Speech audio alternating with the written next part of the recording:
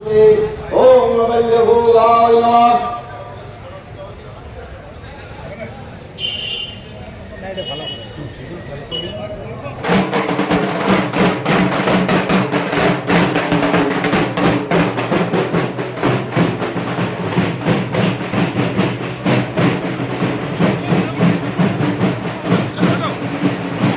এবার পুজোয় রাজস্থান যাবেন ভাবছেন? তার আর প্রয়োজন হবে না। জয়পুরের হাওয়া মহল এবার ঘরের সামনে। শহরের অন্যতম সেরা পুজো অগ্রণী সাংস্কৃতিক পরিষদের এবারের থিম জয়পুরের হাওয়া মহল। রবিবার অগ্রণীর খুঁটি পুজো হয়ে গেল সাড়ম্বরে, যেখানে উপস্থিত ছিলেন রাজ্যের পঞ্চায়েত, গ্রাম উন্নয়ন ও সমবায় মন্ত্রী প্রদীপ মজুমদার। ছিলেন দুর্গাপুর নগর নিগমের একাধিক পুরপিতা ও পুরমাতা সহ অন্যান্য বিশিষ্টজনেরাও। সাধারণত অগ্রণী স্ট্রিটেই প্রতিবার এই পুজোর আয়োজন করা হয়। ব্যতিক্রম একবারই হয়েছিল, যেবার বাহুবলীর মহেশমতি রাজপ্রাসাদ তৈরি হয়েছিল। সেবার পুজো হয়েছিল বেনাচিটি হাই স্কুলের মাঠে। 2024 সালের অগ্রণী শারদোৎসবও পালিত হবে বেনাচিটি হাই স্কুল প্রাঙ্গণে। উদ্যোক্তাদের পক্ষে সোনা চ্যাটার্জি জানান যে এই বছর যে জনসমাগম তারা আশা করছেন, তাতে ছোট গলিতে ভিড় নিয়ন্ত্রণ সমস্যা হবে বলে মাঠে মণ্ডপ করার সিদ্ধান্ত নেওয়া হয়েছে। 57 বছরে পদার্পণ করা এই পুজোর এবারের বাজেট প্রায় 26 লক্ষ টাকা।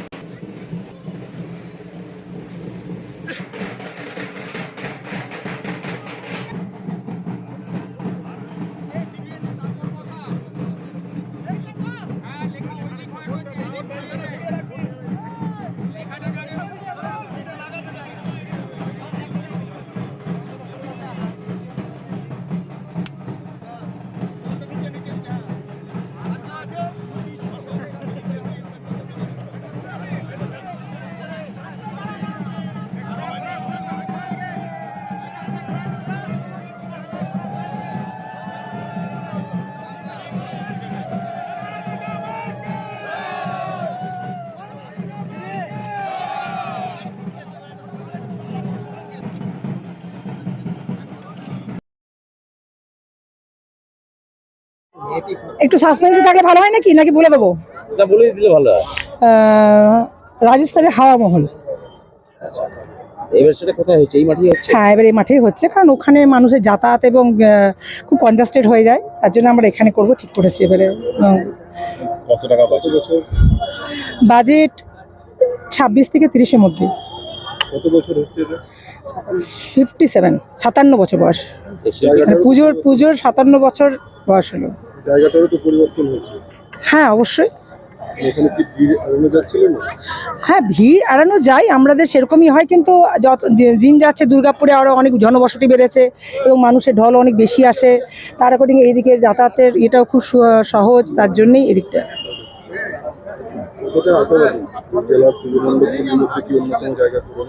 অবশ্যই দুর্গাপুরের সমস্ত পুজো মণ্ডপই খুব ভালো হয়, তার মধ্যে অগ্রণী সাংস্কৃতিক পরিষদ অবশ্যই 1 নম্বরে আমরা করার চেষ্টা করব, এবং যতটা মানে পরিষেবা দিক থেকে, পুজো মণ্ডপ দিক থেকে, সব দিক থেকে নিশ্চয়ই ভালো করার চেষ্টা করব। শারীরিক অসুস্থতার কারণে সশরীরে উপস্থিত না থাকলেও এদিন খুঁটি পুজোর পর উদ্যোক্তা সহ শহরবাসীকে শুভেচ্ছা জানান পাণ্ডবেশ্বরের বিধায়ক নরেন্দ্রনাথ চক্রবর্তী। বিশিষ্ট মানুষজন আছেন, সবাইকে অনেক ধন্যবাদ জানাই। এবং অগ্রণী সংস্কৃতি সংঘ যেভাবে সংস্কৃতি পরিষদ যেভাবে পুজোর আয়োজন করেছে, তার মানে সারা দুর্গা শুভেচ্ছা জানাই। আসুন সবাই। মন্ত্রী প্রদীপ মজুমদার জানান যে আবারও ধুমধামের সঙ্গেই পালিত হবে ইউনেস্কোর বিশেষ স্বীকৃতিপ্রাপ্ত শারদোৎসব ও এবারে হবে জমজমাট কার্নিভাল। কিন্তু সব থেকে ছাপিয়ে ওঠে আমাদের এই শারদীয় উৎসব, যা আজকে মাননীয় মুখ্যমন্ত্রী মমতা বন্দ্যোপাধ্যায়ের প্রচেষ্টায় বিশ্ববিখ্যাত হয়েছে। সেই শারদ উৎসব আমরা ইউনেস্কোর কাছ থেকেও স্বীকৃতি প্রাপ্ত করেছি, এবং আমাদের এই উৎসব দুর্গাপুরকে প্রাণোচ্ছল করে তোলে আরও, এবং সেইভাবেই আমরা আশা করব বিভিন্ন পুজো প্রাঙ্গণে আপনারা এবার এই উৎসবের সূচনার ঢাকে কাঠি পড়া দেখতে পাবেন।